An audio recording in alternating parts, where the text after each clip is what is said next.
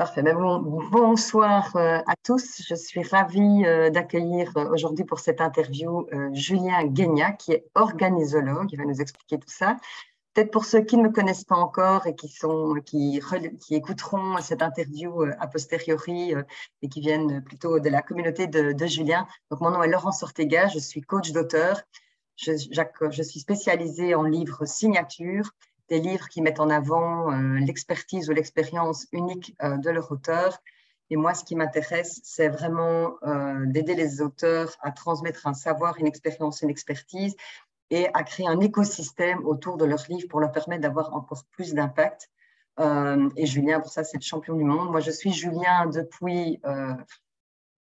Moi, dès le début que tu m'as contacté pour ton livre, j'ai commencé à te suivre. Je suis abonnée à ses newsletters. J'ai acheté son fameux cerveau numérique. Enfin, on en parlera. Donc voilà, je suis une big fan et il a vraiment construit tout un système en fait pour. Il y a le livre, il y a un outil, il y a aussi toute une méthode. Il est très rigoureux dans ses conseils. Donc, je suis vraiment ravie de l'accueillir aujourd'hui. Alors, Julien, peut-être en deux mots avant qu'on parle de tes deux livres, Oui. peut-être expliquer qui tu es, qu'est-ce que c'est que d'être organisologue plus concrètement. Je vais peut-être couper aussi les personnes qui sont en… Ouais. sauf toi. Attends. Alors, Julien, il faut que je te remette. Voilà. Voilà, je vais réactiver mon son. C'est bon, Ouais, tu m'entends? Vous m'entendez? Oui, parfait. Parce qu'il y avait les petits bruits Génial. les petits bruits de fond de tout le monde. Donc, voilà. Ouais. Alors, la question, c'est quoi être un organisologue? C'est une question assez intéressante.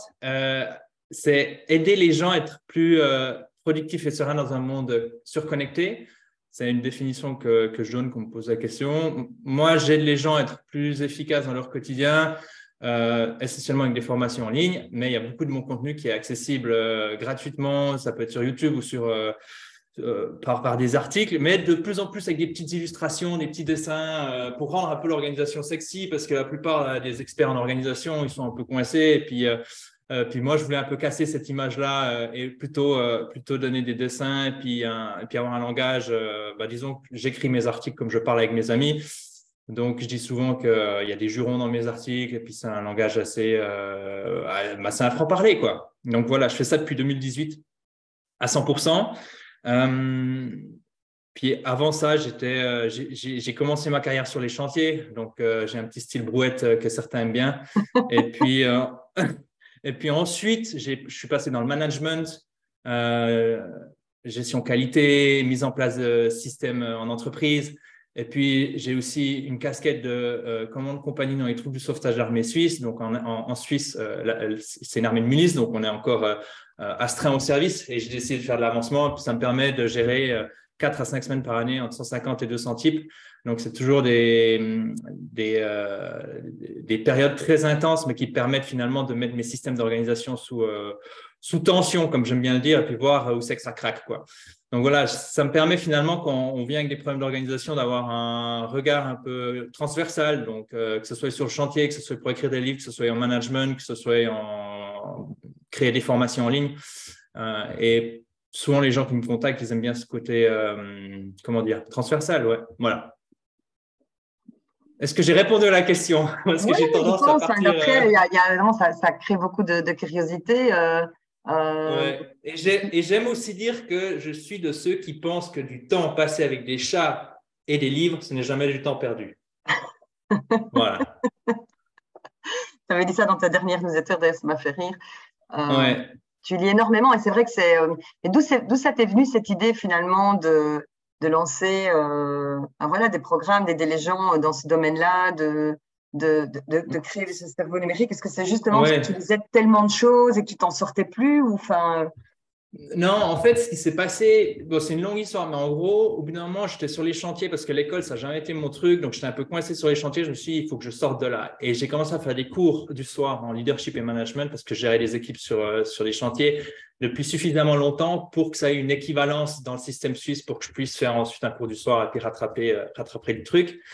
Mais quand quand on se lève à 5h, 5h30 en été pour aller sur les chantiers et que le soir, on est complètement crevé parce qu'on a passé toute sa journée à bosser et qu'en plus, le soir, on doit apprendre, plus ensuite avoir des examens le week-end, ben, évidemment, il faut être organisé.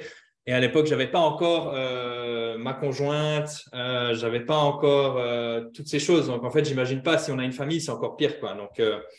Donc, même à mon niveau sans famille, j'ai dû trouver une organisation pour gérer ça. Et au final, au bout d'un moment, je devais choisir, parce que j'avais déjà un blog à l'époque qui était plus sur le leadership. Et je devais choisir entre l'organisation, la communication et la connaissance de soi. Et finalement, j'ai décidé de choisir l'organisation parce que c'est ce qui m'a le plus aidé. Je trouve que c'est ce qui est le plus intéressant parce que derrière l'organisation, ce n'est pas juste des to-do list et puis des plannings, mais on est souvent dans un système qui a l'habitude qu'on travaille d'une certaine manière. Et dès qu'on veut commencer à changer nos pratiques, eh ben, on va avoir une certaine forme de résistance de la part de notre entourage. Ils ne vont plus pouvoir nous appeler à l'ADER pour qu'on puisse les dépatouiller, les aider. Et donc, finalement, derrière l'organisation, il y a des comportements.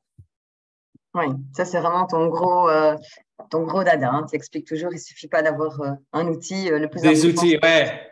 ton comportement. On va en parler. Ouais. Alors peut-être par rapport à tes livres, je suppose que tu les as à côté de toi. Moi, comme j'ai un peu expliqué Non, pas à tous, la mais communauté qui me suit, je suis à Malaga, donc j'ai pas pris tous les livres de mes auteurs avec moi. Donc j'espère que tu as quand même au moins ton toi non j'ai plus. le dernier. J'ai le dernier et l'avant-dernier. Attends. Voilà. Non, mais j'espère quand même que tu as le petit dernier qui est sorti le 20, quoi. Ouais, celui-là, je l'ai. J'ai pas encore les versions finales moi-même parce qu'il faut que j'aille les chercher, mais elles ont déjà été expédiées. Ok, super. Est-ce que tu peux montrer peut-être juste la couverture et le titre ou pas? Alors, il y en a un qui s'appelle En finir avec l'infobésité. Voilà. Un nom pas sexy, mais bien pratique pour parler du concept. Et 2 heures chrono. Alors, ça, c'est plus édition quoi, chez Duno. Voilà. Et Ouais. puis, un autre, on a la version 1 de celui-là que je n'ai pas avec moi. Il doit être chez mes parents encore. Ouais, bah, Mais où, en fait, pour moi, entre la version 1 et la version 2, il y a eu une telle refonte que pour moi, je considère, je dis toujours que j'ai écrit 3 livres. Pour certains, c'est 2. Peut-être tu pourras me dire, est-ce qu'une deuxième édition compte comme un deuxième livre? Je ne sais pas. Moi, je dis, j'en ai fait 3.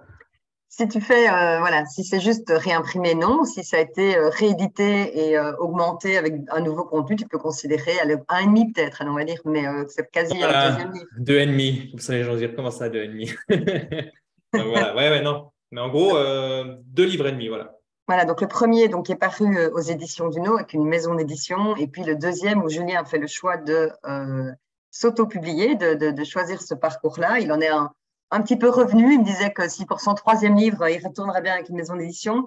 Il y a beaucoup à dire évidemment sur ce sujet-là. On en a discuté avec Julien en préparant un petit peu l'interview. Donc on s'est dit qu'aujourd'hui, on avait surtout envie de parler d'organisation et de l'organisation pour s'écrire. Et on va organiser, enfin je vais organiser dans les mois qui viennent une autre rencontre avec Julien et avec 2 autres auteurs qui ont aussi qui ont eu les 2 parcours en fait, à la fois d'édition et d'autopublication pour pouvoir échanger avec eux autour de cette problématique. Alors je ne dis pas que s'il reste du temps, donc l'idée du format ce soir c'est 40 minutes d'interview puis 20 minutes de questions-réponses. Donc je ne dis pas que si toutes les questions sur l'organisation ont été épuisées, on ne pourra pas en toucher un petit mot. Mais comme c'est un très vaste sujet, voilà, on a fait le choix, Julien et moi, de se concentrer sur l'organisation. Alors, moi, j'ai eu le plaisir d'accompagner Julien dans son deuxième livre, donc en finir avec l'infobésité, qui était un terme que je ne connaissais pas, en tout cas, donc je n'avais pas compris toute l'ampleur avant de te relire et de t'accompagner. Est-ce que tu peux peut-être un tout petit peu expliquer le principe de l'infobésité d'une part et le principe du vide-cerveau, que j'aime bien, cette idée Ouais. de première étape, en fait, qu'on peut déjà faire avec ou sans ton outil d'ailleurs, mais qui est cette Bien philosophie sûr, bien sûr. du vide-cerveau. Alors, l'infobésité, pour être simple, c'est l'excès d'information essentiellement généré par nos écrans, mais Sénèque parlait déjà de l'excès de livres dont toute une vie ne pourrait pas suffire à lire uniquement les titres, et donc ça, c'était il y a plus de 2000 ans en arrière. Donc, c'est pas nouveau, c'est juste qu'avec ce qu'il faut comprendre, c'est qu'un outil numérique, la technologie numérique va accélérer le transfert de données d'un individu à l'autre, et donc fondamentalement, si on n'est pas préparé, si on n'a pas appris à, de manière délibérée, à utiliser ces outils numériques, il y a de fortes chances que cette information se retourne contre nous. Donc, il y a plusieurs symptômes. Je vais en lister quelques-uns, mais c'est par exemple On a trop de choix, on sait pas quoi choisir. Paralysie de la décision, pensée invasive, stress, essentiellement avec les news. Et puis après, l'infobésité, c'est souvent associé aux news. D'ailleurs, j'ai contacté des journalistes pour mon 3e livre. J'ai pas eu beaucoup de succès parce que ça va un petit peu à leur rencontre, enfin contre leur business. Mais dans l'ensemble, l'infobésité, c'est aussi nos propres comportements et finalement qui peuvent générer un excès d'information. Par exemple, si je suis mal organisé, eh ben, finalement, l'absence d'action prise à un certain moment va générer de l'information supplémentaire que je vais devoir gérer, comme par exemple des factures qui arrivent par la poste, par les emails. Et maintenant, on se retrouve de plus en plus dans un environnement hybride où on a d'un côté du papier et de l'autre côté du numérique. Et si on n'est pas extrêmement au clair sur comment gérer cette information, eh ben, finalement, on se retrouve à faire comme à peu près tout le monde fait. On essaye de faire au mieux, mais ça peut devenir très, très problématique. Et donc, j'ai envie de dire que ça s'est accéléré depuis 2020, quand les gouvernements européens ont commencé à vraiment changer très rapidement les règles. Eh ben, finalement, c'est très difficile de se tenir à l'écart des news. Même moi, j'ai été fortement impacté. Et si on n'est pas préparé, si on n'a pas une méthode, si on n'a pas une stratégie pour gérer ces informations, on peut vraiment en souffrir. Donc, insomnie, anxiété, etc. L'infobésité contribue à la charge mentale, même si la charge mentale n'est pas uniquement de l'infobésité. Oui, parce que toi, tu accompagnes quand même. Ouais, pardon. Pardon, tu accompagnes quand même beaucoup d'entrepreneurs, donc c'est surtout, enfin, moi en tout cas, c'est pour ça que je te suis de cette charge mentale, de tous ces mails à gérer, et puis alors effectivement, Ouais. toutes ces infos qu'on voit défiler sur YouTube, sur LinkedIn, toutes ces bonnes idées, toutes ces formations, tous ces bouquins. Ouais, c'est ça. C'est surtout là, en tout cas, moi, ce qui m'avait le plus touché, plus que les nouvelles, entre guillemets, du monde et politique, où, bon, ça, je dirais qu'on peut encore s'en couper, mais quand on est entrepreneur, on va difficilement couper nos mails, nos réseaux sociaux, enfin voilà, et je trouve que c'est ce qui est compliqué à gérer. Donc peut-être concrètement, voilà, quel conseil tu donnerais, par exemple, par rapport au mail, enfin, qui est quand même. C'est pour ça que je pensais au vide-cerveau, parce que j'aimais bien cette idée. Ouais, on va revenir sur le vide-cerveau. L'idée du vide-cerveau, elle est très simple. On va commencer par les actions principales pour gérer de l'information à un niveau individuel. On a premièrement la sélection. Et la sélection de l'information, elle se fait avant même de la capturer. Typiquement, si je discute avec vous, et puis tout d'un coup, il y a une personne qui me dit « Ah ouais, tu as entendu me parler de ça ?» Je dis « Ah ouais, ça, c'est intéressant parce que ça va me permettre d'accomplir quelque chose que j'ai en tête ou je vois une opportunité là-dedans. » Donc, on a premièrement quelque chose qui est très important et qui est rarement cité parce que ça arrive en amont de la capture d'information, mais c'est sélectionner l'information. Et concrètement, quand moi je vois ce livre sur la table, d'ailleurs un livre que je vous recommande, Stephen King, On Writing, voilà, je vois ce livre sur la table, je me dis, OK, avant même de le prendre, je me pose la question, à quoi est-ce que ça va me servir de consulter cette information?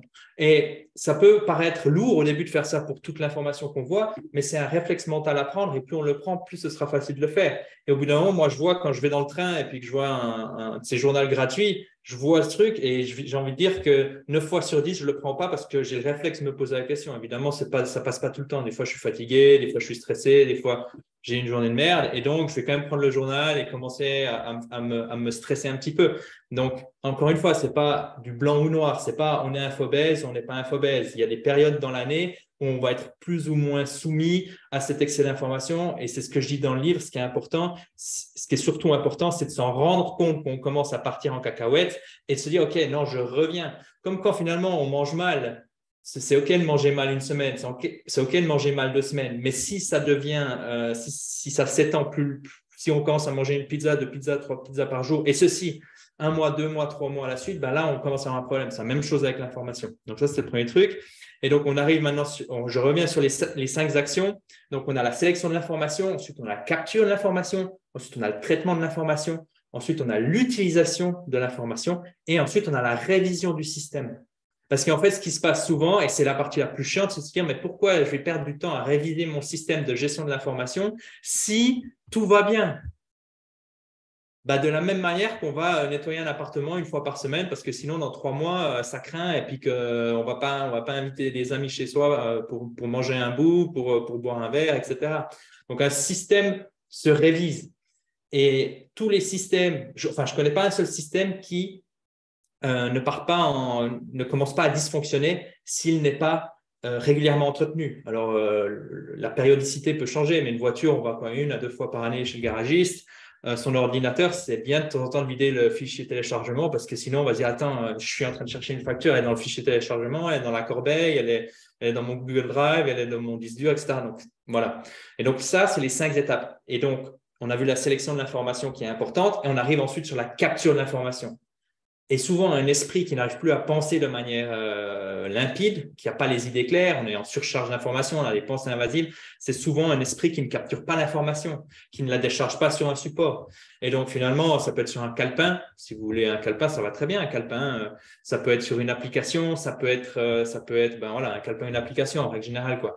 Et ensuite, ça peut être aussi audio, ça peut être photo. Il y a plusieurs manières de capturer de l'information, mais souvent, les idées, on les capture quand même de manière écrite ou alors audio si on est en train de faire quelque chose d'autre, un petit jogging ou un entraînement, etc. et puis qu'on ne peut pas forcément écrire. Mais cette capture-là, elle est très importante parce qu'ensuite, elle va vous permettre d'utiliser, entre guillemets, votre jus de cerveau, c'est-à-dire vos ressources cognitives pour prendre des décisions, pour être attentif à la personne qui vous parle en face, pour être focus sur la rédaction de votre livre, etc., etc. Donc, et quand on capture de l'information dans un endroit unique, on la capture dans un vide cerveau. Et c'est ce concept qui te plaît tant et qui sera et qui est disponible dans le livre en fait. J'en parle. Pour certains, c'est une e-box, peu importe le mot que tu mets de là derrière, mais c'est un endroit où tu captures toute ton information. Ouais. Donc en fait, ce qui serait peut-être intéressant, c'est alors après moi, mon workflow, il n'est pas très tu serais pas fier de moi parce qu'on en a discuté. Hein. Moi, j'ai un peu laissé tomber à un moment donné parce que voilà, ça prend quand même un peu de temps. Mais peut-être quand même juste pour montrer voilà ce que c'est. C'est pas grave, je vais vous montrer mon écran, ça vous verrez un vrai, un truc pas de pro, mais donc juste pour que vous compreniez de quoi on parle en fait. Donc ce qui est le système de Julien, enfin, mais qui est hyper développé, bien plus que ça. Mais l'idée, c'est un petit outil tout simple, il est même gratuit à la base, la version payante, elle est vraiment pas chère.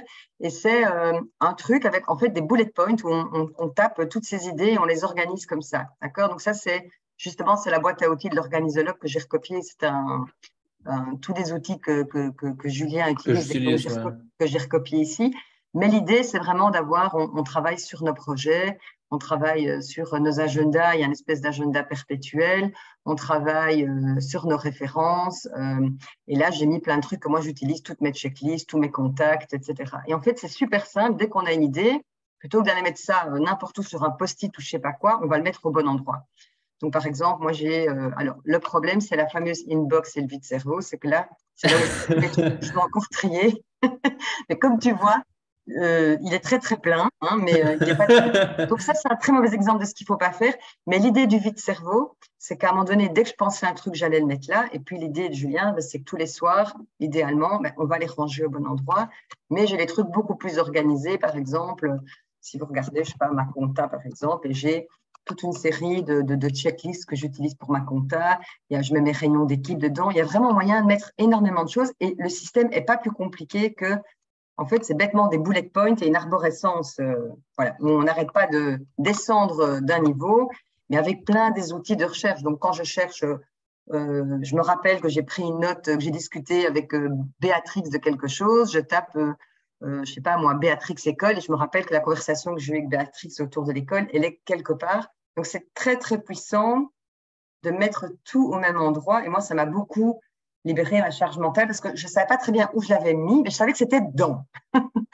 Donc, après, avec le système de Julien et le sujet de son livre, c'est vraiment ça, c'est nous apprendre à construire ce truc et puis à le maintenir. Et c'est là que le comportement vient en jeu. Parce que moi, j'ai utilisé l'outil, je me suis beaucoup amusée, mais je n'ai pas changé mon comportement et donc ça donne ce résultat qui n'est pas à jour. Je vais m'améliorer. C'est dans mes objectifs 2023, j'ai je retrouve mon info et j'ai la structure. Voilà, c'est cool. Ouais, vas-y. Mais je tiens à rajouter que le travail qu'on a fait ensemble, c'est très intéressant parce que tu m'as permis d'ouvrir des œillères que j'avais sur mon propre travail où en fait, parce que tu as suivi le programme et que finalement mon livre reprenait les parties essentielles du programme, mais sans aller dans les détails évidemment, vu que c'est un livre, mais en gros, tu m'as permis de voir des erreurs de pédagogie qui arrivaient trop tôt dans le processus où moi j'ai commencé en 2018 à utiliser l'outil et en 2021, la dernière version, la version 4, donc il y a une année à peu près, 2021, j'essayais de transmettre le système que j'utilisais aujourd'hui après 3 ans d'utilisation à des débutants. Et donc, en fait, dans la 4e version, j'ai eu un gros problème où je voyais que les gens, parce qu'on peut voir à peu près la progression des gens, je voyais qu'à partir d'un certain moment, le taux d'intérêt décrochait. Et donc, ça, plus ton retour, je me suis dit, en fait, l'erreur de l'expert, si j'ai envie de dire, sans vouloir prendre un air hautain, mais dans le sens où on est plus avancé et on tombe dans ce piège de vouloir trop transmettre à la personne, et c'est de l'information qui est transmise à des personnes qui ne sont pas à la même page du livre. Et donc ça, c'était super intéressant d'échanger avec toi. Un autre truc que je voulais souligner aussi, c'est finalement, on utilise tous un système de gestion de l'information. Et ça, j'en parle dans mon livre, en fait. Et souvent, les gens, quand ils vont voir un système comme celui-ci, ils vont se dire « Ah non, ce n'est pas pour moi ». Et donc, peut-être que l'outil n'est pas pour vous, mais si aujourd'hui, vous avez une adresse mail, si vous avez un smartphone, si vous avez un ordinateur, ce qui semble être le cas, ben, forcément, il y a de l'information qui va être stockée à quelque part. Et donc, ce n'est pas une question. Quand je parle de ça aux gens, les gens disent « Oh, mais le cerveau numérique, ça me paraît complexe ». Alors, peut-être que le mot fait peur, tu vois. Peut-être que le cerveau numérique, voilà, on est dans une société où on nous traque, on nous suit, les QR codes, les trucs, les machins. Peut-être que ça fait peur. Mais pour moi, la question, elle n'est pas là. Est-ce que vous voulez utiliser un système de manière délibérée que vous construisez et qui est adapté à vos besoins, ou alors vous continuez de faire comme vous avez commencé à faire, sans instruction et sans profiter des découvertes qui ont été faites par d'autres personnes et qui pourraient vous faciliter la vie. Et souvent, ce que je dis aux gens, c'est un système de gestion de l'information qui n'est pas adapté à vos besoins, c'est comme une maison qui est mal isolée. Tous les jours, il y a des ressources qui sont dilapidées, vous ne vous en rendez pas forcément compte, mais ça peut être du temps, ça peut être de l'énergie, ça peut être de la réputation parce qu'on manque une échéance, etc.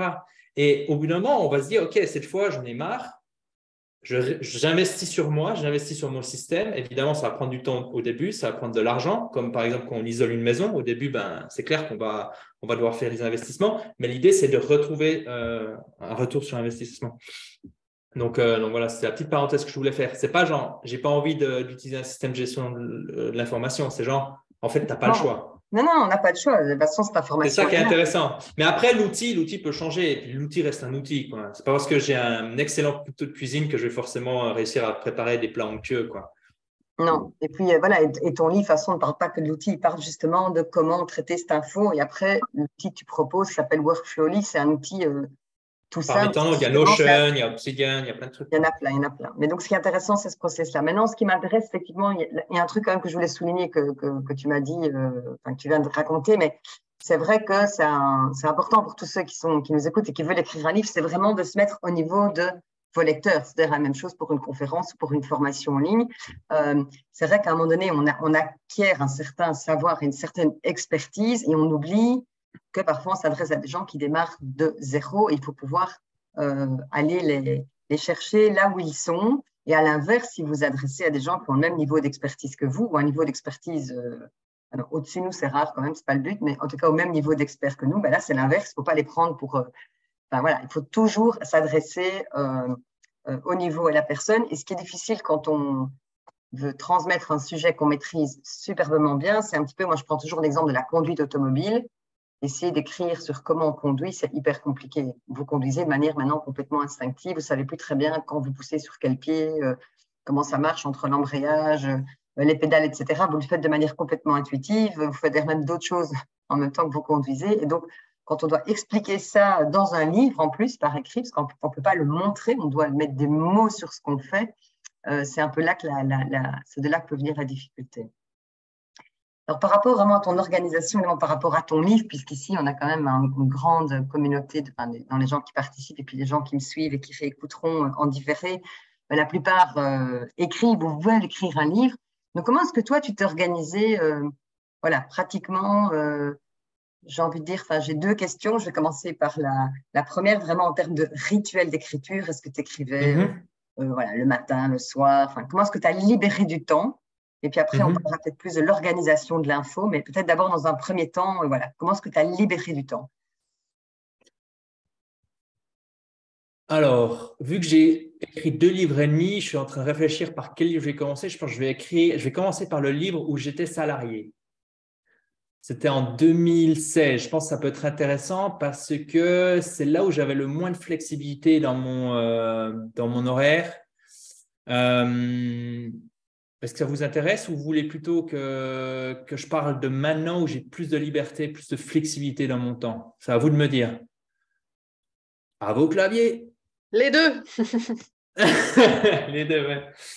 Bon, alors on va commencer quand j'étais salarié. Quand j'étais salarié, moi j'avais un concept très simple, c'est donc 2016, je travaillais à peu près 8h30, 9h par jour sur place, donc plus le déplacement, etc. Ça me prenait 10 heures à peu près.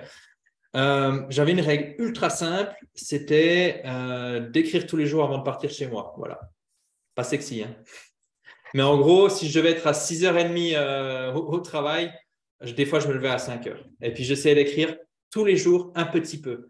Et en fait, je ne me donnais pas forcément de temps, même si au final j'atteignais une certaine durée, mais un tout petit peu. Voilà, ça peut être 1 minute, ça peut être 2 minutes, ça peut être 3 minutes, parce que souvent, ce qui est un frein à l'action, c'est simplement s'imaginer qu'on va faire 30 minutes, 40 minutes, 50 minutes, ça fout la pression. Alors que si on se dit, bon, ben, je me pose, je fais 1 minute, 2 minutes, 3 minutes, si ça ne va pas mieux, j'arrête. Voilà.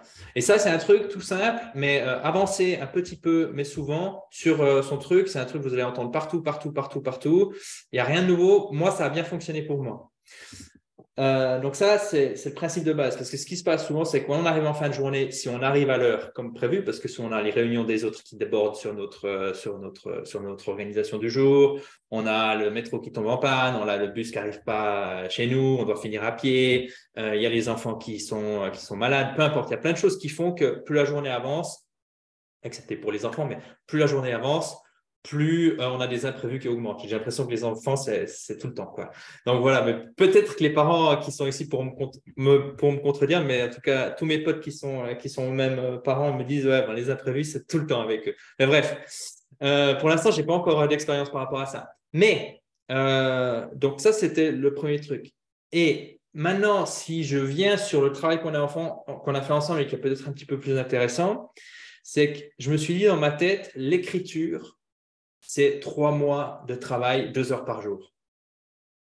Et en 3 mois d'écriture, 2 heures par jour, excepté le week-end, parce que le week-end, il faut se ressourcer, mais en gros, en 2 heures d'écriture par jour, je suis capable d'écrire 200 pages. Voilà.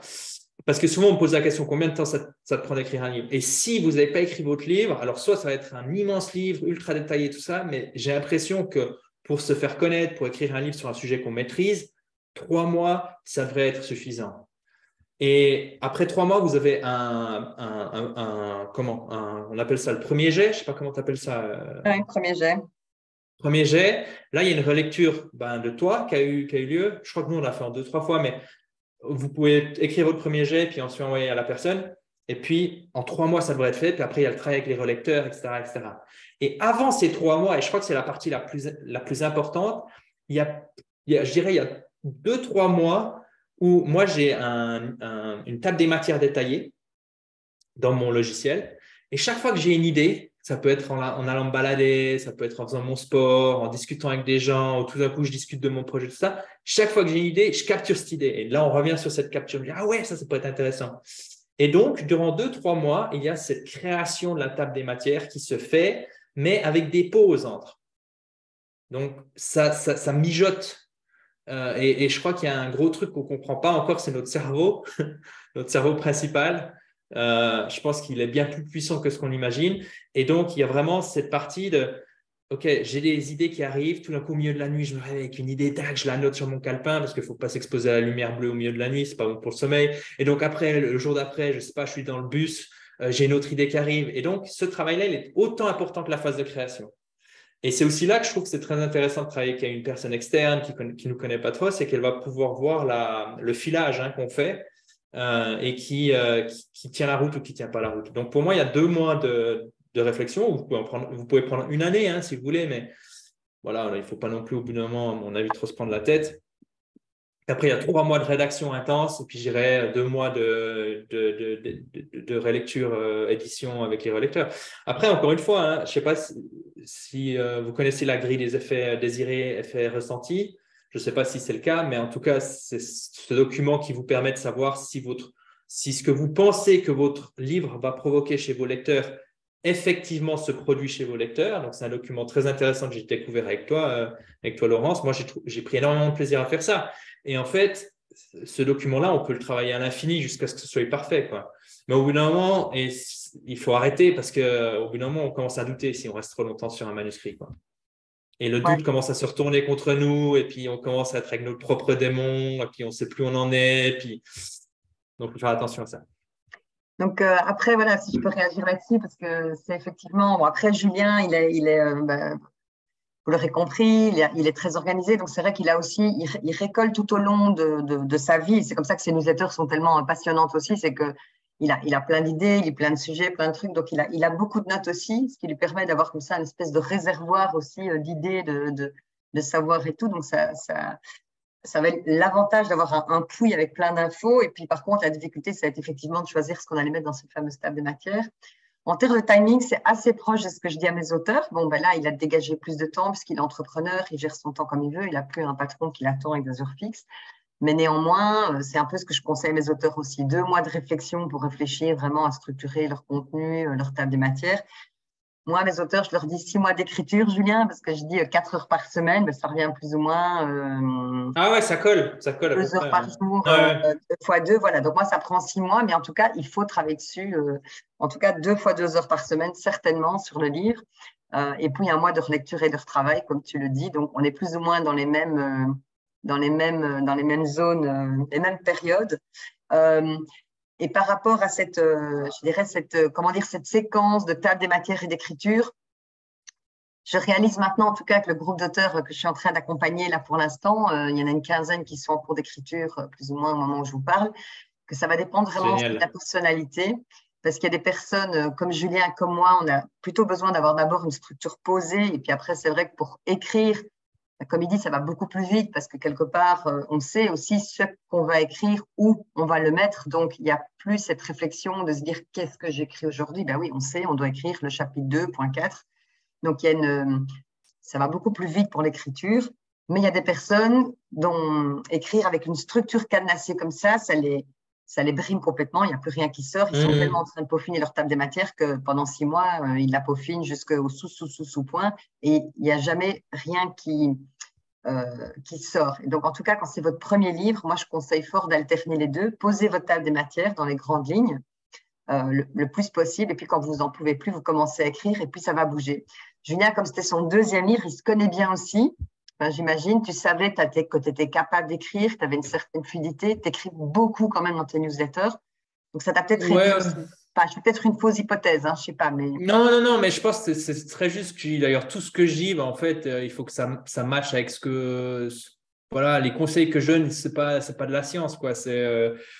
Je pense qu'il faut s'écouter, apprendre à s'écouter, croiser vos sources, trouver un truc qui fonctionne pour vous, suivre ses intérêts. Et puis voilà, après, c'est un équilibre aussi à trouver. Si vous écoutez et que ça ne fonctionne pas et puis que vous n'arrivez pas à écrire, il ne faut pas continuer comme ça. Il faut essayer de trouver un coach. D'ailleurs, je pense que vous êtes au bon endroit ici. Mais voilà, pas continuer de faire quelque chose qui ne fonctionne pas. Et ceci, peu importe le domaine, tu vois. Moi, j'ai toujours su que les doutes de l'écrivain, moi, pour cette auto-édition, c'était très dur. C'était beaucoup plus dur que pour une maison d'édition parce que finalement, la liberté et trop de liberté, ça peut aussi… est-ce que je choisis l'infobésité? Ah, mais le terme, il n'est pas sexy. Ah, est-ce que je fais en finir ou survivre ou maîtriser? Ah, c'était assez compliqué, mais au bout d'un moment, il faut y aller et se dire qu'il y a une V1, une V2, une V3, on peut toujours améliorer. Et puis par rapport au rythme d'écriture, moi je sais que j'ai aucun problème à écrire, je me pose et puis j'écris. Mais il y a des jours où je vous garantis que ça ne sort pas. Et c'est là que c'est intéressant d'avoir des techniques en fait. Et moi, l'une des techniques que j'utilise, c'est que je commence par dire simplement ce que j'ai fait de ma journée, si j'ai déjà fait quelque chose, et si j'ai rien fait, ce que j'ai fait le jour d'avant. Et je commence avec des faits. Et simplement le fait de me mettre physiquement en mouvement avec mes doigts, tac, tac, tac, tac, tac, j'écris. Et si après cette première phase d'écriture qui dure 10-15 minutes, il n'y a rien, ben je reviens et je lis ce que j'ai écrit jusqu'au moment où… Ah, et là, tout d'un coup, ça rentre dans le flow. Et des fois, cette phase-là, elle peut être très longue. Pas très longue. Avec le temps, elle se raccourcit. Mais moi, ça m'arrive des fois, quand je fais de l'email quotidien, j'ai mon email du jour.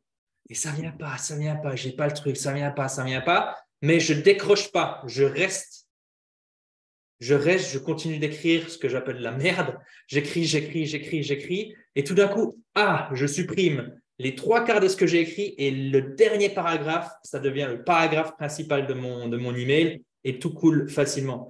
Et ça, je pense que ça vient avec la pratique. Donc voilà, moi, je ne me considère pas comme étant un spécialement bon écrivain. J'ai encore énormément de progrès à faire, mais ce que je peux dire, c'est que plus on écrit, plus c'est facile. Et c'est cool. Heureusement, quoi. On discutait de ça aujourd'hui parce qu'on avait journée d'écriture et donc on parlait que c'était un peu comme ça se muscle en fait. L'écriture, c'est comme un muscle. Plus on en fait, et plus ça nous prend Ouais. de la force. Et puis après, j'ai partagé dans les commentaires une méthode de prise de notes que j'utilise qui permet justement de se dire attends, je peux partager mon écran ou bien je peux Ouais, pas. attends, je vais le faire évidemment. Ouais, c'est bon là? Alors, tac, hop, vous voyez mon écran? Ouais. C'est bon? Alors, je vais essayer. Tac. Donc ici, j'arrive dans mes notes et je me dis, OK, j'ai envie d'écrire un truc sur l'attention, quoi, par exemple. Alors, je ne sais pas si j'ai un truc, mais je vois toutes les fois où il y a le mot attention qui arrive. Et ça me permet aussi de stimuler ma créativité. Je me dis, ah ouais, OK, ça c'est bon, l'attention est sélective. Attends, c'est qui a dit ça? Je vois la source du livre.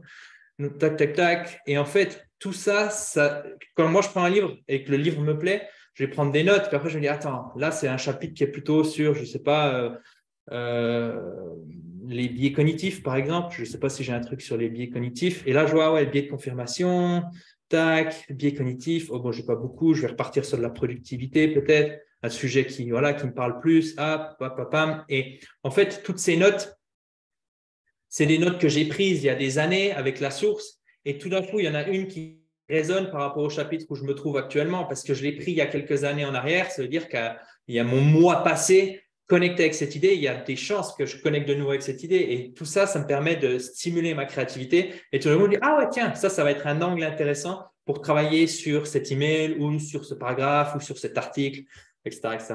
Donc voilà, après, vous n'êtes pas obligé de prendre des notes. Hein. Si vous prenez un livre comme ça et puis vous mettez des petits traits ou vous surlignez, vous Non, ouvrez un livre qui vous justement, inspire, c'est ça. et Maintenant, puis c'est parti, quoi. c'est ça la force de ton approche, je pense. Et moi, c'est ça qui m'a séduite, même si j'ai pas encore réussi à le mettre en place. C'est que justement, plutôt que d'avoir, moi, j'ai des post-it partout, j'ai des carnets partout. Alors, en plus, à un moment donné, je m'étais dit, pour mieux m'organiser, je vais avoir un carnet. Alors, j'ai un carnet pour le lit, j'ai un carnet pour les livres, un carnet pour mon business, un carnet pour. Après, c'est l'horreur, Ouais. tu n'as jamais le bon carnet sur toi. Donc, tu écris sur un Tu as une post-it. valise avec toi, tu sais. Ouais, donc c'est foireux, tu as des trucs partout. Et donc justement, moi, ce que j'aimais bien dans cet outil, alors peut-être pas spécialement pour gérer mon calendrier, mes rendez-vous, etc., parce que j'ai d'autres systèmes en place. C'est spécial, ouais, c'est spécial. L'idée de pouvoir vider tout ce que je lis, tout ce que je pense, toutes les bonnes idées qu'on me donne, etc., à un endroit et effectivement, quand on veut écrire un, deux, trois ou plusieurs livres, ou donner des formations ou des conférences et Bah qu'on veut ouais. se nourrir d'un sujet, aller mettre tout dans un seul endroit, dans un système aussi simple en fait que des arborescences, mais avec un petit outil de recherche qui fait que voilà, il va retrouver Ouais, tout. ouais. Si moi j'écris sur différentes éditions auto-publications où je parle de Amazon, après je tape Amazon et je retrouve partout. J'ai un jour écrit, copié un lien d'une newsletter de quelqu'un d'autre qui parlait d'Amazon et j'ai tout au même endroit. Donc c'est assez puissant, en tout cas quand on est des infopreneurs, quand on est des entrepreneurs qui sommes un peu dans voilà, on a une expertise ou un sujet qu'on décline sous forme de livres, de formations, de conférences, de newsletters, de blogs. Ouais. Le fait de concentrer tout ce que vous lisez, pensez, voyez à un seul endroit, je trouve que ça, c'est en tout cas pour moi une des toutes premières utilisations, très facile à utiliser déjà. Et là, tu donnes des très, très bons conseils sur comment les organiser. Et après, on peut aller plus loin en organisant ses to-do list et puis ses projets, et puis carrément ses Ouais, comptables. ouais. Voilà. Après, c'est sans fin. Il faut trouver un équilibre où on n'est pas dégoûté du système. C'est ce que je dis toujours. Les gens, ils veulent souvent copier-coller le système des autres. Et puis moi, c'est ce que j'ai aussi auprès de mes clients. Ils me voient utiliser l'outil avec aisance, les raccourcis, les trucs, c'est clean, c'est propre. Mais ce que je dis dans la formation et puis aussi dans le livre, c'est allez-y à votre propre rythme. Un système complexe est issu d'un système simple qui a évolué. Et donc, nous, on est des systèmes complexes en tant qu'individus, mais si vous remontez suffisamment longtemps, on était des petites cellules et on ne savait pas ce qu'on foutait dans notre océan, et puis on essayait de se reproduire, et puis tout d'un coup, voilà. Et puis maintenant, on a des yeux, maintenant, on a enfin des trucs de fou. Moi, je trouve ça fascinant. Des fois, je regarde mon doigt, je fais ça, je me dis, qu'est-ce qui doit se passer dans mon corps pour que ça puisse avoir lieu. Donc après, dis-toi, j'écris en même temps et je vous envoie des messages à travers un Zoom. Je trouve que c'est juste génial ce qu'on a réussi à créer. Mais encore une fois, un système complexe est toujours issu d'un système simple. Et donc, c'est pareil avec votre organisation. Je pense qu'il faut se prendre, en fait, il faut se laisser le temps. Et je pense que c'est ce qu'on n'a plus dans notre époque. C'est se laisser le temps de créer un système, se voir réagir, se voir dévier du système, se dire, oh purée, ça fait de nouveau 2 mois où je suis complètement sous l'eau, je n'utilise plus du tout mon système. Pourquoi j'ai dévié la première fois? Comment faire pour que la prochaine déviation elle soit moins longue, moins intense? Parce que c'est surtout ça un système d'organisation. Ce n'est pas de vous protéger contre les imprévus, contre 100% des imprévus. C'est simplement réduire la durée et l'intensité du chaos, en fait. C'est ça, réduire. Oui, mais c'est comme tu disais, on Et s'organise au donc, moi, départ, après on gagne du temps. voilà, et dans mon parcours d'écrivain, j'ai eu des doutes, j'ai eu des trucs, mais parce que j'avais un système, je me suis dit, OK, maintenant je reviens, et plutôt que de laisser mon manuscrit 3 mois dans un vieux dossier que j'ai plus envie d'ouvrir, et puis j'ai peur d'aller voir ce qu'il y a dedans, ça a peut-être duré 5 jours, peut-être 6 jours, peut-être 6 jours, et puis après, hop, j'étais de nouveau de retour, quoi. Et je pense que c'est ça l'intérêt d'un système d'organisation, c'est pas de se protéger contre tout, quoi, Et et alors, d'avoir le contrôle sur tout. ce qui était intéressant aussi, parce que moi j'ai suivi le processus de Julien, c'est que Julien il écrivait son livre dans Workflowly. Donc Workflowly, pour ceux qui vont aller voir cet outil, évidemment, parce qu'on n'arrête pas d'en parler, j'étais très déçue quand j'ai ouvert l'outil. Hein. L'outil, quand vous installez Workflowly, vous avez une page blanche et vous avez un bullet point. Ouais, bah ouais, non, il n'y a rien. Non, il n'y a rien. Mais ceci pour. En fait, c'est une belle liste, mais, Ouais. mais Mais c'est pour ça aussi. on peut Ouais, c'est descendre, ça. on peut faire on peut croiser les liens, on peut faire des cross-références entre les listes, mais c'est une bête liste à puces. Hein. Donc en fait, mais elle est Ouais, la base. intelligente. Mais c'est rien. Donc c'est ça que j'aimais bien, c'était qu'il n'y avait pas 15 000 manuels à apprendre.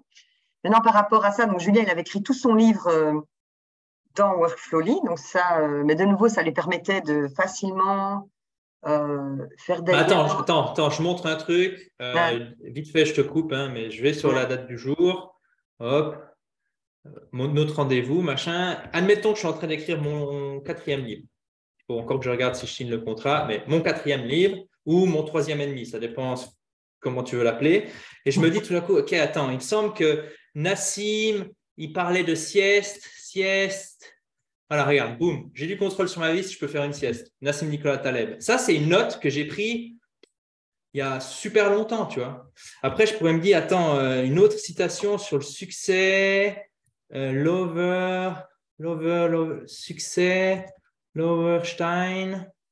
Regarde ici, tac. Ouais. Il n'y a rien de pire que le succès pour nous aveugler des risques et possibilités d'échec. Et donc, en fait, toi, tu sais, tu te souviens de 2-3 trucs, de 3 brides d'informations que tu as eues, mais tu n'arrives plus à avoir la citation complète ou peut-être tu l'as écrit dans un article il y a longtemps, mais tu sais que c'est là. Ton cerveau, il est là et ton cerveau, il est super puissant. Ton cerveau principal. L'outil, il est juste là pour le seconder, tu vois. Et donc, en fait, tu es là, ah ouais, tac. Et plutôt d'aller chercher dans un fichier Word, dans un email, machin, tu as l'information là. Et donc, c'est vrai que je trouve que c'est un outil, en tout cas, moi, j'ai vraiment envie enfin, je l'ai déjà testé, etc. Mais c'est vrai que si vous mettez, par exemple, à la fois le texte principal, à la fois vos exercices, à la fois vos interviews, pour ceux à qui je recommande de faire ça, vos livres ressources, ça vous permet d'avoir tout dans un espèce d'un seul endroit et de pas être comme, enfin, voilà, de pas avoir tous ces carnets, tous ces trucs. Donc, je trouve que c'est assez puissant et c'est très, très simple. Un truc sur lequel je te coupe juste. Ouais, Super intéressant. Après, on va arriver aux questions. Minutes, ils ont encore droit à toutes les questions. Hein. Vas-y. Quand tu as plein d'outils où tu as de l'information qui est fragmentée, en fait, toi, ton cerveau, il va faire le travail d'un moteur de recherche. Il va ouvrir un onglet, aller chercher de l'information. Ah, c'est pas là. Il va ouvrir un autre. Il va ouvrir le dossier de téléchargement. Il va ouvrir les corbeilles. Ce travail que tu fais avec ton esprit, tu peux le déléguer à une machine. Et donc, en fait, tu as beaucoup plus de temps et d'énergie au quotidien. Voilà. Après, c'est une manière de voir le truc. Hein. Je sais qu'il y a des gens qui ne connectent pas par rapport à ça, mais voilà. C'était Il y avait deux trucs sur lesquels je voulais ajout. On fera les questions parce qu'il y a des trucs que je trouvais vraiment, parce que parfois il y a des petites pépites, mais tu les entends pas parce que tu les connais par cœur. Mais il y a le côté de, ça y est, j'ai perdu l'idée. Non, ce que je trouvais intéressant aussi, c'est qu'au niveau distraction, le fait qu'il fasse tout dans Workflowly, lui évite en fait ce qui nous arrive tous quand on écrit, c'est qu'on se rappelle plus trop où c'est, donc on va aller chercher sur son disque dur dans ses carnets. Quand on tombe sur son carnet, on commence à relire le oh mon Dieu, c'est trop bien ce que j'avais oublié que j'avais fait ça. Ah oui, c'est vrai. À ce moment-là, il y a un mail pop-in sur l'ordinateur et donc la beauté aussi de cet outil, quand on l'utilise en tout cas pour écrire ou pour construire du contenu, c'est que tout est là et que donc on n'est pas tenté d'aller voir. Ça, c'était une chose. Par rapport aussi à quand même ta mise en écriture, tu as mis en avant cette idée d'écrire de la et puis de l'enlever le début. C'est une technique qu'on utilise beaucoup aussi en littérature, parce que quand on écrit un roman, ou très souvent, les premières pages d'un roman, quand on va se lâcher, on va quoi? On n'est pas dedans au début. On n'est pas dedans, donc on va raconter le décor. Alors, le soleil brillait sur les carreaux de la petite maison, on commence à raconter tout le décor, etc. Parce qu'on a besoin de se mettre en écriture. Mais en fait, quand on relit tout ça, on se dit, mais en fait, moi, j'en avais besoin pour comprendre où était le personnage, dans quelle ambiance il était, ce qu'il était en train de faire. Mais en fait, ça devient intéressant au moment où sa mère rentre dans la pièce et lui gueule dessus en disant, j'en peux plus de ton bordel. Voilà. Et en fait, ça peut être la première. C'est clair. Et ça va être beaucoup plus fort que tout le reste. Mais donc, il ne faut pas avoir peur d'utiliser cette technique, ce qu'on appelle aussi les 3 pages du matin. Il y a je pourrais le dire plein de fois. Julia Cameron. Merci, Julia Cameron qui utilise cette technique. Il y a plein d'écrivains et plein de personnes qui utilisent cette écriture automatique, ces 3 pages du matin, qui sont assez proches du journaling, sauf que le journaling, on réfléchit à ce qu'on a fait la veille, donc on se vide un peu notre cerveau, mais ce n'est pas la même chose. Mais vraiment, les 3 pages du matin, c'est se déverser tout ce à quoi on pense avant de se mettre à écrire. Et moi, je suis un peu comme toi, Julien, et des fois, quand j'ai envie d'écrire un truc et que ça ne vient pas, j'écris, bon, aujourd'hui, je dois écrire sur les relations presse. Je n'ai pas du tout envie d'écrire sur les relations presse. En plus, qu'est-ce que je pourrais bien dire sur les relations presse? Sandrine a déjà tout dit. Qui suis-je pour parler de la presse? Mais si je parlais vraiment de la presse, bon, je dirais quand même que ça complète bien les réseaux sociaux parce que finalement, l'essentiel, c'est… Et puis, tout d'un coup, il y a des phrases qui sortent et je me dis, ouh, là, en fait, je suis en train de vraiment écrire sur les relations presse. Je suis plus en train de broubeler que j'y arrive pas. Et donc, je pense que ça, c'est une bonne idée quand vous êtes bloqué et que vous n'arrivez pas à écrire. Écrivez une page juste pour vous défouler en disant je dois écrire sur ceci et j'y arrive pas du tout. Et Laurence, elle m'emmerde à dire qu'il faut écrire tous les matins. Et Julien dit que c'est facile. Et moi, j'y arrive pas. Mais si j'étais pas Julien, j'écrirais ceci. Et à un moment donné, il y a une phrase qui sort et c'est le début de l'amorce. Et ça marche vraiment, vraiment bien. Donc ça, ouais. C'est un excellent… Moi, souvent, je le garde, ce conseil. Encore une fois, c'est des fois, j'écris… tu sais quoi, je vais répéter ce que tu as dit, donc je vais me taire. Alors, est-ce qu'il y a des questions? Parce que c'est vrai qu'on est tous les deux des passionnés, des enthousiastes, donc on pourrait nous raconter notre vie, mais l'idée, c'est que vous posiez vos questions. Donc, je vais regarder s'il y avait des choses dans le chat déjà, et sinon, n'hésitez pas à rajouter… des questions par le chat, c'est plus simple, mais sinon, vous pouvez lever votre petite main. Comme on est nombreux, il faut que je vous vois tous là. Hop. Ah, Christelle, vas-y. Voilà, bonsoir Julien, bonsoir à tous. Vous m'entendez bien? Oui. Très bien. Donc, j'ai une question. J'ai été téléchargée là, pendant que tu parlais, l'outil. Et parce que action-réaction, je l'ai mis en français. Mais tout le fond est en anglais. Ça, il n'y a pas moyen. C'est juste. Il n'y a pas moyen de le changer. OK. Ouais. Après, juste, ça, c'est un truc aussi, on me le dit souvent, machin, etc. Il y a très peu de mots. Une fois que tu les as maîtrisés, une fois que vous les avez maîtrisés, je ne sais pas, on peut tous se tutoyer ou comment ça se passe ici? Ok, nickel. Donc, une fois que tu as maîtrisé l'outil, tu as DeepL qui est très bien pour traduire. Tu ne vas pas avoir de nouveau texte parce que tout le texte, c'est toi qui le rends. Donc, tu vas de temps en temps recevoir un email de leur part pour te dire, voilà, peut-être ton compte Dropbox dans lequel tu mets tes sauvegardes est plein, mais dans l'ensemble, au bout d'un moment, tu ne fais plus attention à ce qui est écrit. OK, parce qu'il y a les 5 points là dans Bienvenue. Je suis au 5e, appuyé sur onglet pour faire un retrait. Eh bien, je ne sais pas où est onglet dans ma liste, tu vois. En fait, c'est pour ça que j'ai fait une formation sur le sujet complet où en fait, j'explique parfaitement la prise en main, l'outil, tous les trucs. Mais si jamais tu vas dans les 3 petits points en haut à droite, tu peux aller dans Settings. Et puis dans Settings, tu vas avoir un truc à activer qui s'appelle Help Me Learn the Keyboard Shortcuts. Et donc ça te permet ensuite d'avoir un petit panneau latéral à droite que tu peux ouvrir, fermer et qui te permet de voir tous les raccourcis qui sont affichés en fonction de la machine sur laquelle tu es, soit Windows, soit Mac. OK. Si vous voulez, je vous montrerai en coaching de groupe comment utiliser Workflowly pour les dummies, parce que c'est vraiment… Après, on peut faire une session. Voilà. Donc, c'est une appli que tu as montée, ça, Julien? Non. C'est une utilisation que…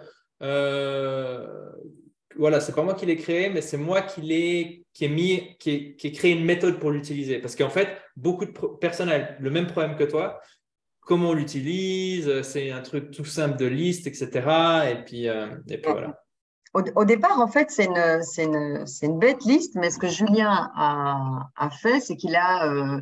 c'est un peu comme si vous receviez un énorme modèle qui est déjà tout configuré. Ouais. Et dedans, il y a l'agenda, il y a où mettre vos ressources, où mettre vos tâches, où mettre ceci.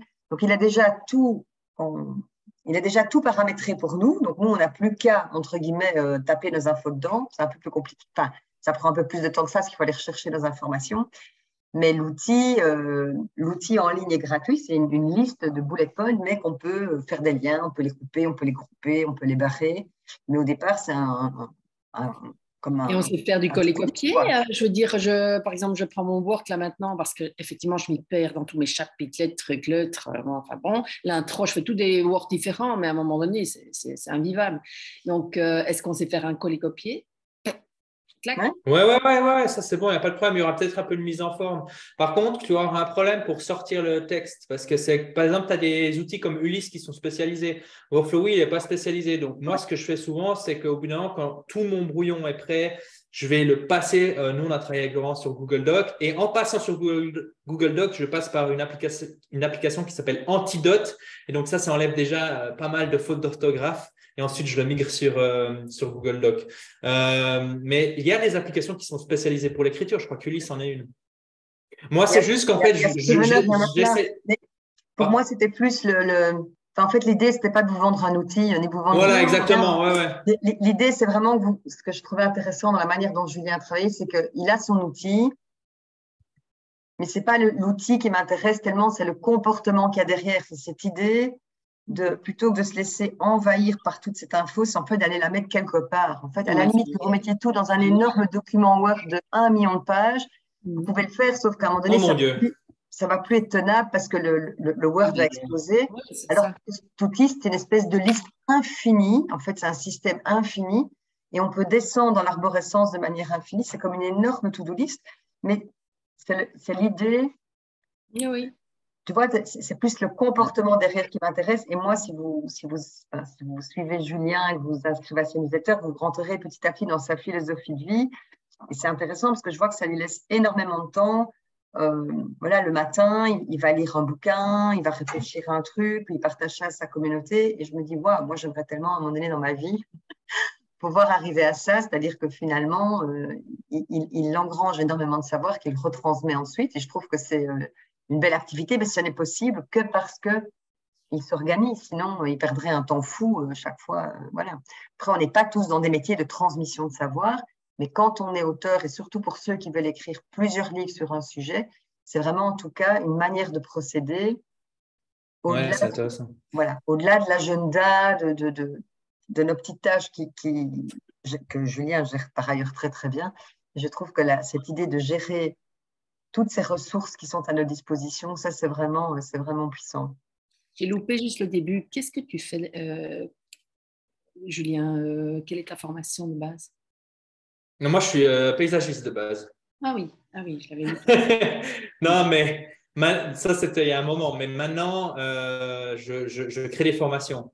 Je crée des formations, des programmes en ligne avec une communauté où j'essaye d'aider les gens à être plus productifs et sereins dans un monde surconnecté, comme j'aime le dire.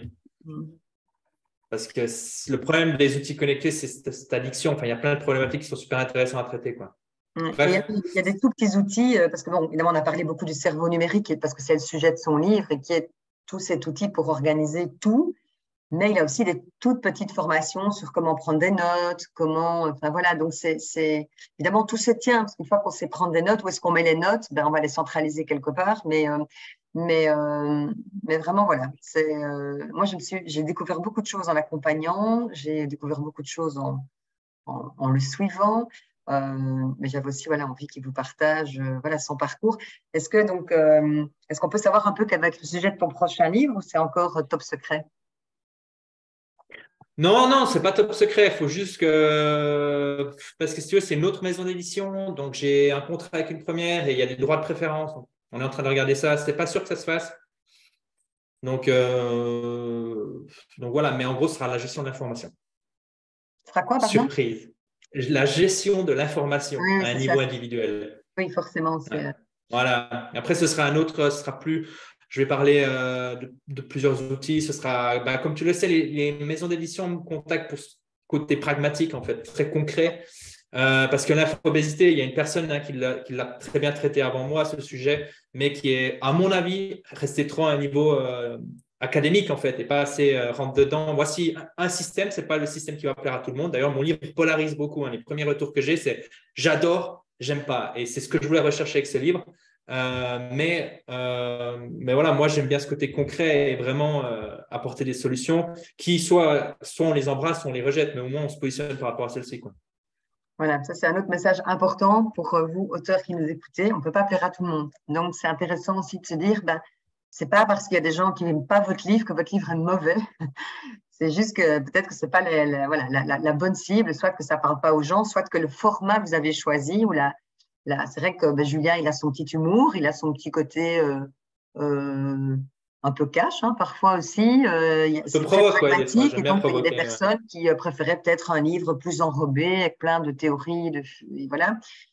C'est pas trop son truc, même si tu fais beaucoup de références à la philosophie. Tu es un grand fan du stoïcisme, etc. Donc, il philosophe beaucoup, Julien, mais c'est un livre quand même très pratique. Mais de nouveau, on ne peut pas plaire à tout le monde. Alors, je regarde des questions. Il y a des questions de nouveau plus sur l'outil, mais voilà. Et puis, la fameuse question, évidemment, qu'est-ce que, Julien, tu disais en être revenu de l'auto-édition, qu'est-ce qui a été compliqué, mais je pense que c'est peut-être un vaste sujet, ou bien peut-être juste, tu disais, cette liberté trop grande. Est-ce qu'il y a d'autres choses qui te sont venues? Ouais. Disons, quand on part avec un éditeur, la partie la plus facile, on va dire, comment formuler ça clairement? Quand on est avec un éditeur, écrire, c'est la partie la plus difficile. Quand on est seul, écrire, c'est la partie la plus facile. Ok, c'est un bon résumé, j'aime bien. Très bien. Voilà. Et il faut développer. À développer, quoi. Faut être prêt en fait à avoir les reins solides, quoi. Parce que c'est vrai que moi je voulais faire ça. Oh, j'ouvre la boîte de Pandore, ce que Laurence ne voulait pas faire. Non, mais ce que je voulais faire à la base, c'était pouvoir choisir entre, parce que je compte écrire d'autres livres et l'idée c'était de pouvoir assez rapidement dans ma carrière savoir quels sont les intérêts d'un auto-éditeur, enfin de s'auto-éditer et d'un éditeur. Et c'est pour ça que j'ai fait ce choix. Parce que ce troisième livre, à la base, il y avait un contrat derrière avec une maison d'édition. Et puis au bout d'un moment, je me suis dit non, je pars en auto-édition, même s'ils n'aiment pas. Et puis voilà, et puis moi, ça m'a permis d'apprendre beaucoup de choses finalement et vraiment de me dire, OK, un éditeur, même si il prend beaucoup de fric, on a l'impression qu'il prend beaucoup de fric sur nous en tant qu'auteur, il apporte une certaine valeur, quoi. Donc, mais c'est très difficile à percevoir de l'extérieur tant qu'on n'a pas été confronté aux deux mondes, quoi. Mais c'est-à-dire que c'est les avantages de l'autopublication correspondent aux inconvénients de l'édition et vice-versa. C'est-à-dire que forcément, quand l'éditeur est là, c'est lui qui choisit le titre et la couverture. Donc, à un moment donné, cette tergiversation, parce que toi, tu as beaucoup hésité, tu as sondé ta communauté, etc. L'éditeur, il dit, écoute, Julien, tu es bien gentil, mais le titre sera celui-là et la couverture, elle est comme ça et c'est point barre. Et donc, mais par contre, il y a des auteurs qui ne supportent pas ça, qui me disent, non, moi, je ne veux pas avoir une couverture orange, je ne veux pas que ce soit ce titre-là, je ne veux pas que l'éditeur change mon texte. Et donc, c'est clair. Il y a le pour et le contre. Ce qui est intéressant, c'est que lui, il a fait les deux. Et donc, ça va dépendre aussi de votre personnalité. Donc, voilà. Après, il y a des choses, quoi qu'il arrive, dans les deux cas.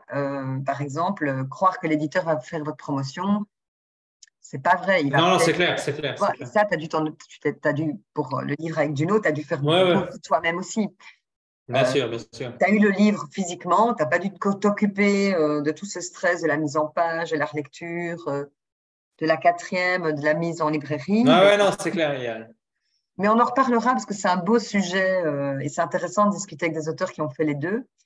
Et j'inviterai aussi des auteurs qui n'ont fait que l'édition et d'autres que l'autopublication pour qu'on ait un petit panel encore un peu que je réfléchisse comment je vais gérer cette session-là pour pas que ça devienne la foire au boudin. Mais je pense que ça peut vraiment être un chouette sujet à débattre pour autant que tout le monde le fasse dans la bienveillance. Ouais, non, Non, mais après, les quand gens, on fait les deux, il n'y a ce pas de qu'ils veulent. souci. Hein. Après, Ouais, non, moi, c'est un clair. peu animé Après, quand tu mets les deux écoles à discuter ensemble. Tu sais, chacun ouais, fait je peux son comprendre. école. Ouais. Et puis alors, je propose qu'au milieu, j'invite un éditeur, comme ça fout bien le bazar, quoi.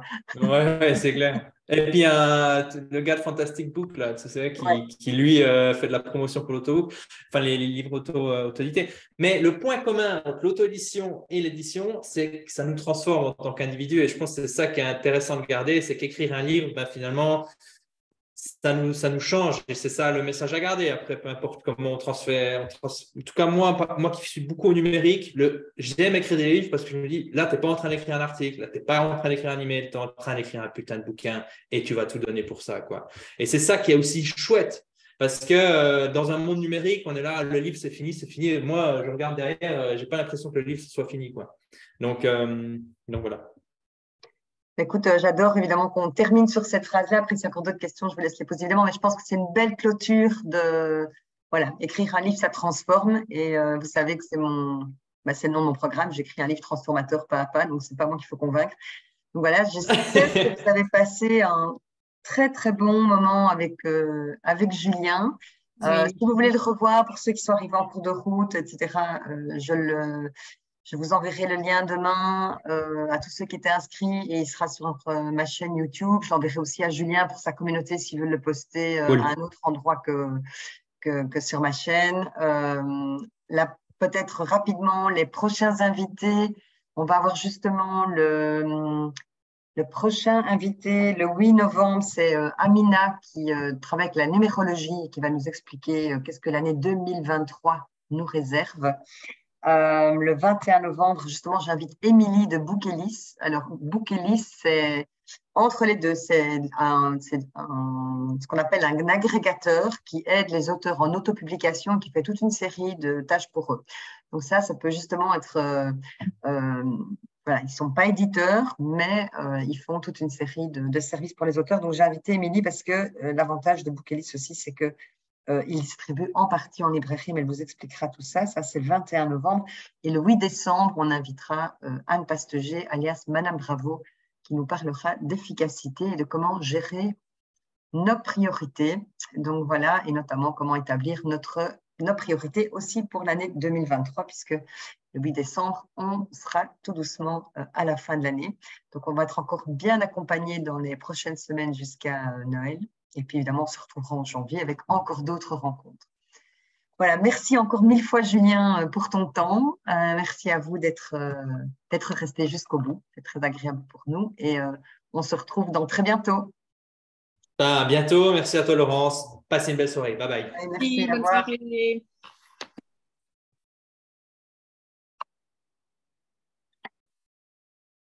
Alors, comment est-ce que je peux…